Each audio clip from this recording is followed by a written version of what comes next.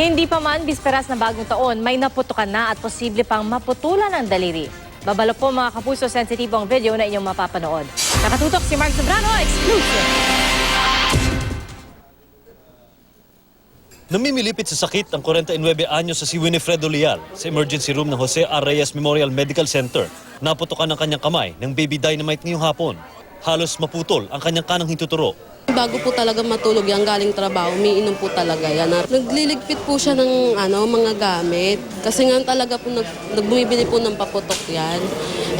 Naninig may hawak po siyang sigarilyo, sumabit po yung ng sigarilyo dun sa paputok, kaya sumabog. Ayon sa doktor, i-x-ray pa si Leal para malaman kung gaano kalaki ang pinsalang tinamo.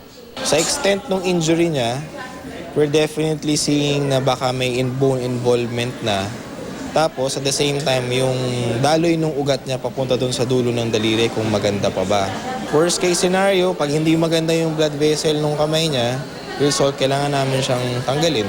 Si Leal ay ikatlong biktima ng bawal na paputok sa JRRMMC sa loob ng 3 araw.